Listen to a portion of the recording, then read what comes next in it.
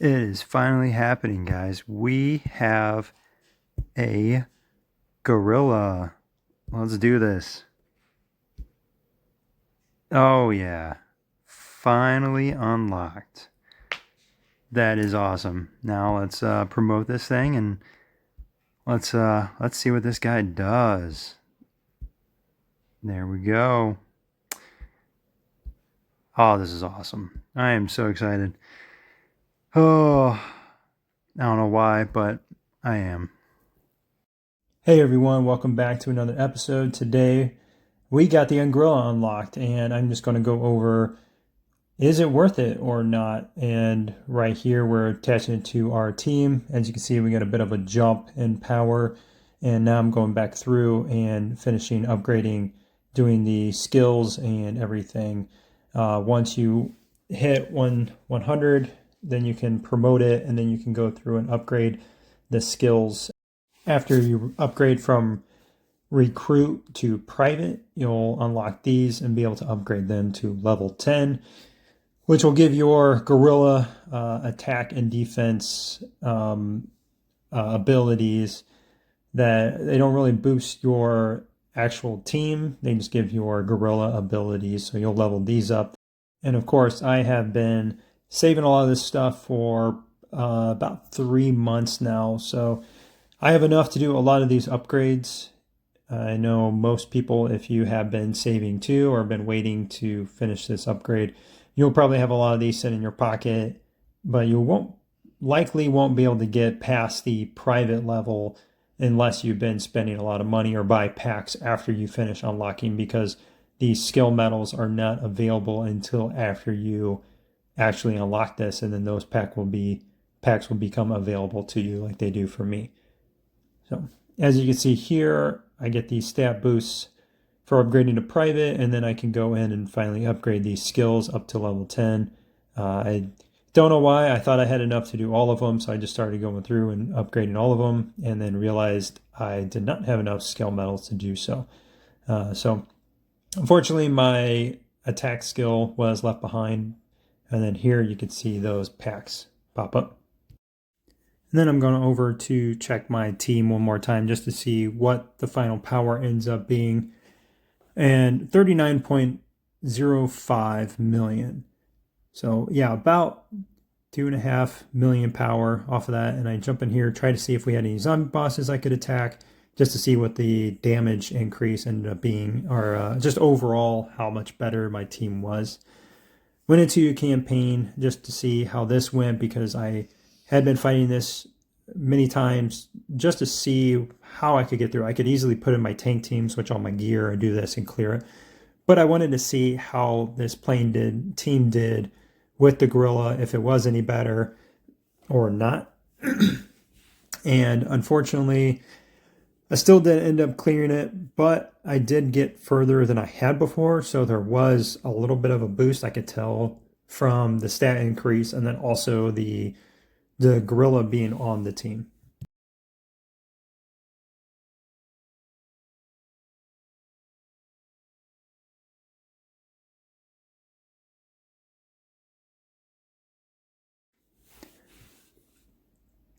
So with that finished up, I wanted to see how the gorilla was. Now that I actually unlocked it, I could use it in battle.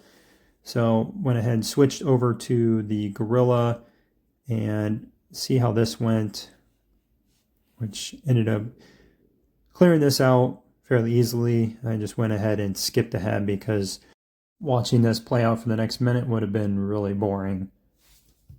And now that we got that stage cleared, I went ahead and tried a couple more of these. I had to actually put in my heroes in here as well. I forgot I had to select these again since I had wiped and had to restart. So just filling these in, and of course you got to select the monkey, which I forgot about again. Once I did that, just go ahead and skip ahead and repeated that a couple more times here to get these stages cleared out. I was only able to clear about 6 more stages, got 2 more of the monkey boxes, and that was about it. So the scaling on here is pretty hard. You really need a strong monkey, and not only that, but then you also need a pretty good drone too. If you are failing, it is likely because either your Gorilla's not strong enough or your drone's not strong enough, since this is mostly about those two aspects of the game. After you finish, you'll want to make sure you go back in and select the gorilla and collect your boxes. So here I got a couple more items, so I can go ahead and try to upgrade my gorilla if I can. So don't forget to go back in and collect those boxes after you've cleared levels.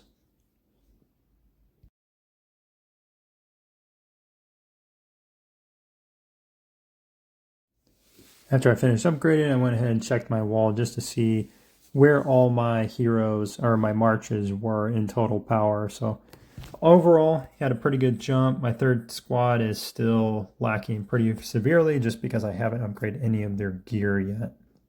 So the next thing to do would be to test it out in some PvE and some PvP. So let's get some zombies and see if we can kill something. Let's go ahead and take on this guy here. I just want to make sure nobody else started it.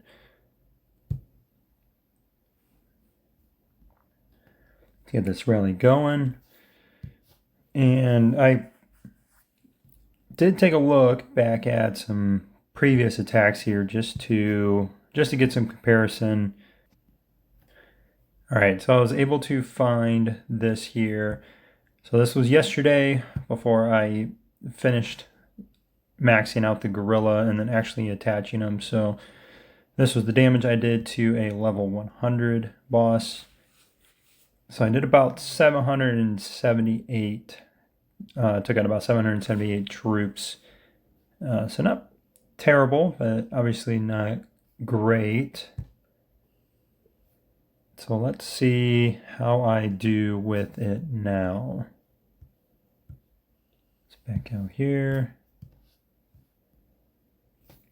All right, so this was just now. Ran it, I got gorilla on and everything, so I did about 300 more troops. I got about 300 more troops on this attack than I did in my last one. So I mean, it's a decent amount, nothing crazy. If we're talking about the power boost you get, it's not substantial.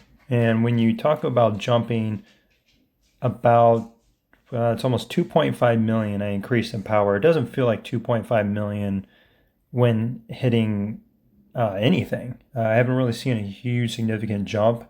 Certainly the stat bonuses have been helpful, but overall, damage-wise and sustainability, doesn't seem to be a huge improvement, a substantial improvement. It is good. It's certainly good. I'll be able to clear level 90 and maybe even we'll see what I do on a 95. So overall, I spent about $150 between 3 of the weekly passes, which was $25, and then I did buy some $5 packs in the daily must buy. I bought a few of those out of there, and then I bought some of the daily 5 packs out of here. Not this one, but the training certificates. So overall, I got it for a fraction of the price for the people compared to those that bought it within the first few weeks that it came out.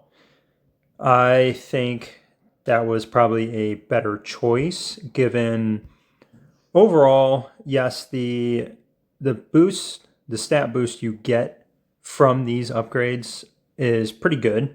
My overall hero attack, defense, and HP did jump up quite a bit. This is a lot better than what you're going to see on most decorations. You'd have to buy a lot of decorations, a lot of upgrades to get these stats. Granted, decorations do give crit damage and you get the skill damage with those. But the fixed stats, HP, attack, defense, those are above and beyond anything you get out with the decoration. So that is a pretty big boost. But for the cost and the time, I would say it is definitely worth waiting to get these upgrades over time versus just trying to spend a bunch of money to attach them, because it really doesn't give that big of a boost on the teams. 36 point, I call it 36.7, and then I attach them. So, just under 2.5 million in power. It doesn't feel like it when you're attacking. As far as trying to spend the money just to get them unlocked, to put them on your team at this level, I have this upgraded to 2 right now. It just doesn't feel like it's worth it, if that makes sense. So I would suggest just taking your time. If you want to buy the weekly passes when they come around every month, or just buying a couple of the $5 packs and then trying to get the chest out of here. Let's see if I pull any. So yeah, get these chests, come into here, and then you could just see if a high roll, get these certificates out of here over time. And same thing with the gold chest here. Oh, just like that. Yeah, I would say just wait, take your time. And the question is, is it viable in PvP? I have my 3v3 team. I actually switched it up just because I wanted to see how this did. So my air squad is in here without it. I put it on the tank squad. So they are about 1 million apart in power. Obviously my gear on my tank squad is a lot weaker. But I'm hoping maybe with the gorilla in there, the boost, that will make a little bit of a difference and make it 2 difficult squads for people to take out. And then my 3rd missile squad is just, really behind there, unfortunately. But that's just the way it is when you're not a whale that can cover three teams. So eventually the 3rd team will get up there. But right now I'm just trying to focus on getting 2 teams that are hard to manage on defense. But then on offense, I have been using it on the air squad. But then again, it just depends on who I get matched up against. So here, obviously I'm going to win the matchup on the left there, or on the right. So we'll see what this does here. We're pretty much tied in the middle. So yeah, we did win that. So that's where I'm using it right now. This will be the first weekend of use in Versus. Unfortunately, our Versus opponent is really trying to avoid having to fight us, and I will cover that in another topic. So anyways, thanks again for watching, guys. I hope this helps in your decision about getting the gorilla. And you're going to see people with huge stats. You're going to see 35, 36 million hero marches. In reality, they're only 33 just because of the buff that they're getting from the gorilla. And like I was showing you earlier, this team is really 36.7 million march. And it just gets that, I just call it like a fake inflation. And yeah, we'll see how it plays out. It does give a boost, but I don't think it's worth all the money just to put on the team. But all right, well, thanks again for watching, guys, and I hope you have a good one.